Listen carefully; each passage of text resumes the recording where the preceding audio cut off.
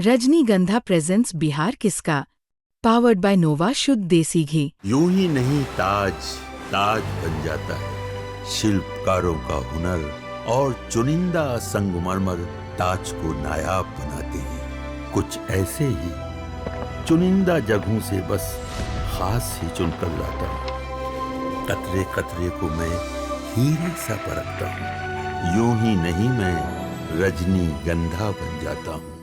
2% वाले को deputy CM बना दिया और 18% वाले को फेंक दिया घुमा के। आज तक तो दरिये पिछवा रहा है ना हम लोग से। जितने बात इन्होंने कही सारे बात सत्य है और सच्चाई यही है। वही विरोध करते हैं कि मुस्लिम आगे नहीं बढ़े, मेरा बेटा बढ़े, मेरा भाई बढ़े, मेरा दादा बढ़े। हम लोग भाई बीजेपी का समर्थक करेंगे। पहले बाप बिछवाया, माँ बिछवाई, अब बेटा बिछवा रहा। बिहार विधानसभा चुनाव में जाति और धर्म के आधार पर राजनीतिक समीकरण को सेट किया जा रहा है और तरह तरह के जातिगत आधार पे जनता से वोट लेने की हर पार्टी कोशिश कर रही है। इस वक्त हम मौजूद हैं मुस्लिम बहुल इलाके में। आप देख सकते हैं हमारे साथ काफ़ी संख्या में मुस्लिम समुदाय से लोग यहाँ इकट्ठे हैं। इनमें कई बुजुर्ग हैं, कई युवा भी हैं और आज इनसे जानेंगे कि राजनीति के समीकरण में जातीय आधारित या फिर धर्म के आधारित मुद्दा कितना सेट होता है और धरातल पर क्या जात के आधार पे और धर्म के आधार पे वोट दिया जाता है कि नहीं, और इस बार जनता क्या चाह रही है कि इस बार जात या धर्म या फिर विकास के मुद्दे पर वोट करेंगे। सबसे पहले आप बताइए क्या लग रहा है, हर बार जातीय आधार धार्मिक आधार पे जो अन्य पार्टियां हैं बड़े बड़े वो अपने पाले में वोट एकत्रित करने की कोशिश कर रही है, क्या इस बार विधानसभा चुनाव में यही समीकरण चल रहा है? जी हाँ, इसी तरह चल रहा है। तो आप लोग भी क्या उसी गोलबंदी में रहेंगे, धर्म के आधार पे जात के आधार पर रहेंगे या विकास के आधार? नहीं, विकास के आधार पर, विकास के आधार पर हम लोग रहेंगे।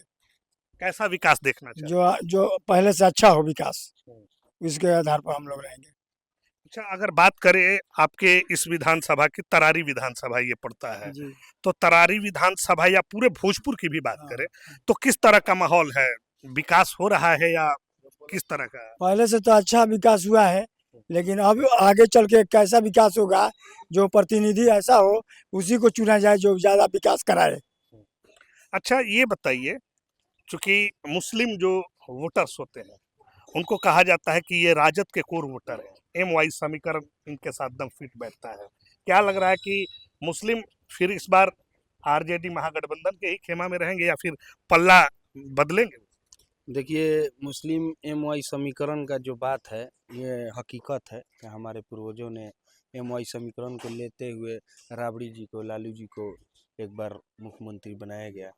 और रही बात वोट के मुद्दा के लिए, तो सभी के घर रोजगार हो, शिक्षा हो और हर घर नौकरी हो, इसी हम लोग मुद्दा पर इस बार चुनाव में वोट करेंगे कि जो हमारे विकास के बारे में सोचेगा, हमारे भविष्य के बारे में सोचेगा, हमारे पढ़ाई लिखाई स्वास्थ्य के बारे में सोचेगा, हम उसी के साथ रहेंगे। क्या लग रहा है कौन सी दल जो है आपके हर चीज को पूरा करती है या फिर आपके जो सपना है उसको साकार करने में उनकी मदद करती है? देखिए, हम लोग अभी तक यहाँ पर एमवाई समीकरण से जुड़े हुए हैं। सभी लोग जानते हैं कि हमारे परिवार चाहे हमारे बिरादर के जितने भी लोग हैं, ज़्यादातर तेजस्वी यादव लालू जी के हम लोग सिपाही हुआ करते थे और अभी भी इस बार हम लोग का मन बना है कि भाई एक बार उनको मौका दिया जाए। युवा सोच, युवा जोश होना चाहिए, तो हम लोग सोच रहे हैं कि इस बार तेजस्वी जी की सरकार हो तो एक बार हम उनको पुनः वोट करने की कोशिश करेंगे। तो मैंने बिहार में तेजस्वी जी की सरकार हो और यहाँ आपके विधानसभा में किसको?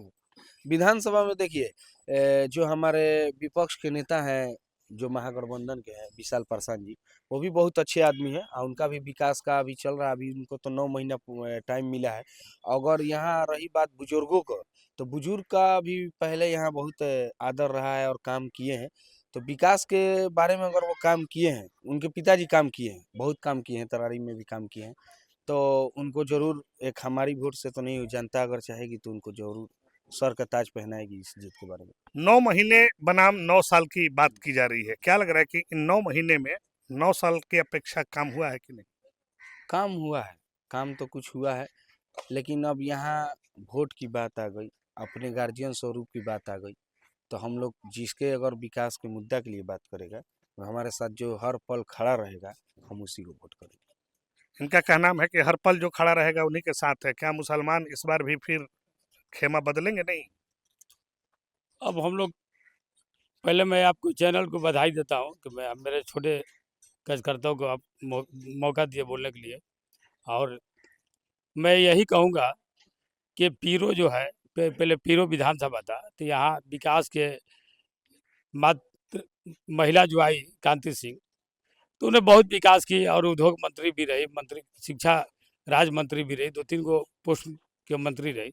और उसके जाने के बाद शिवानंद तिवारी आए, उनका भी थोड़ा थोड़ा विकास हुआ। और उसके बाद सुनील पांडे के भी ये कार्यकर्ता है चला, समझे। तो अब उनके बच्चे हैं, मगर अभी हम लोग के माले जो कैंडिडेट है, तो अभी हम तो उनका चेहरा भी नहीं देखे। हम आरजेडी के नगर अध्यक्ष हैं पीरो के, मगर हम लोग यही कहेंगे कि विकास पर तो वोट देना है और बिहार में तेजस्वी यादव को मुख्यमंत्री को देखना है। हम लोग सरकार बनाने के लिए वोट करेंगे। अच्छा, जन सुराज जो है, जन सुराज भी काफी आप लोगों का माने ये कर रही है, कई कैंडिडेट को भी उतारे हैं। वो सीधे आरोप लगा रहे हैं महागठबंधन और एनडीए पे कि ये लोग सिर्फ मुस्लिम के वोट बैंक को लेना चाहते हैं, लेकिन मुस्लिमों को आबादी के अनुसार उनको हिस्सा नहीं देना चाहते। बात सही है। जब प्रशांत किशोर जी है, धरातल की अलग है और करने की बात अलग है। वो भाजपा के बी टीम है, उनको सिर्फ वोट काटने के लिए खड़ा किया गया। अभी उनकी प्रत्याशी को देखिए, बरापुर में हुलास पांडे के खत्म हो गए, सिलेंडर बोल गए।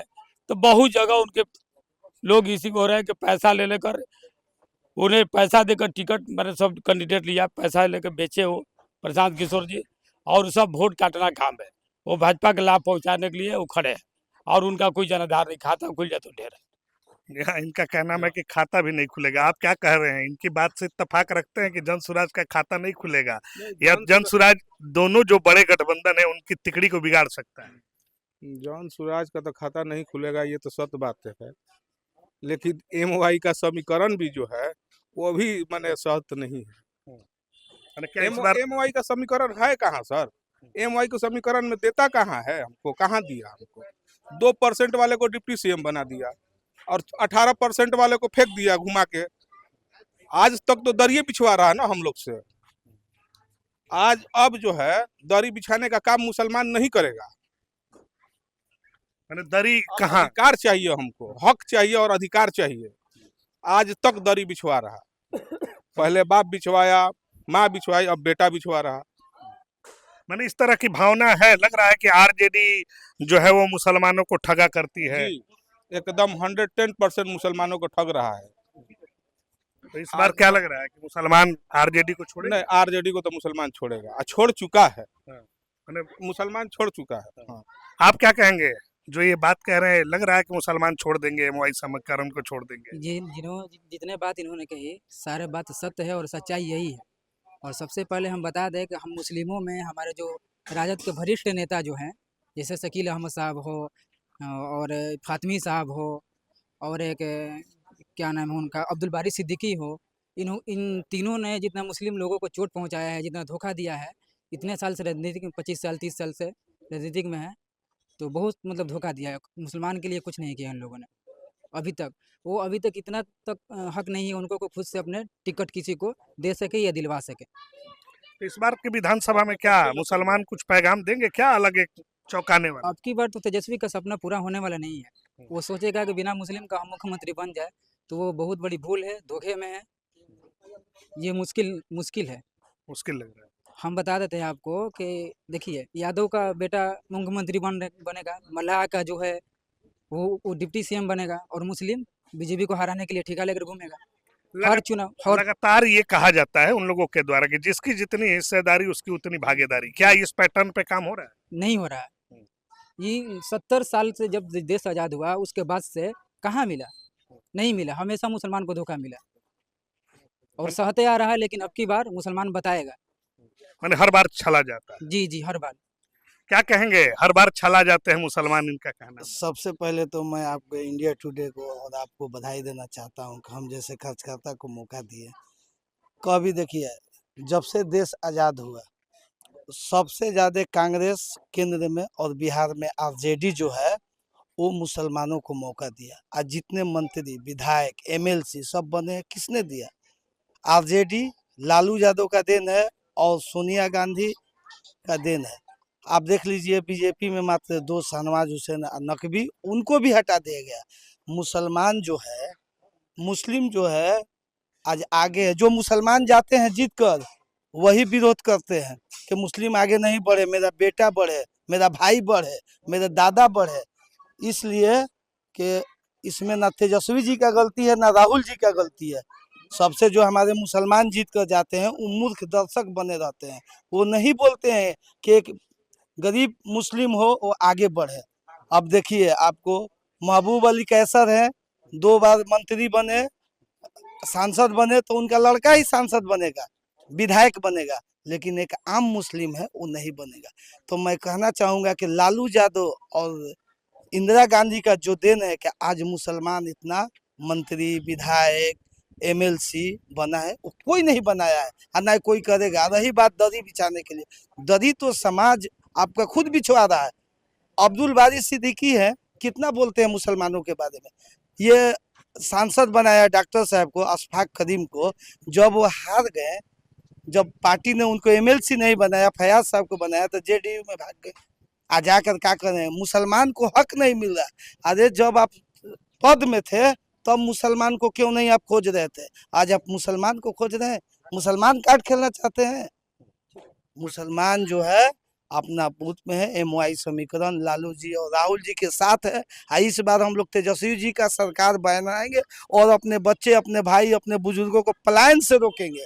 सबसे मुद्दा है पलायन, शिक्षा, रोजगार, ये चाहिए हम लोग को जात पात से कोई लेना देना नहीं। आप बताइए, इस बार कह रहे हैं कि पलायन रोकना है और जो राहुल गांधी और ये तेजस्वी यादव है उनकी सरकार बनाएंगे। उनका भ्रष्टाचार की सरकार है। पूरा मतलब जितने 22 अभी सीट मिला हुआ है शाहबाद में, ये दिखाइए ना राजद वाला कितना सीट दिया है मुसलमान को।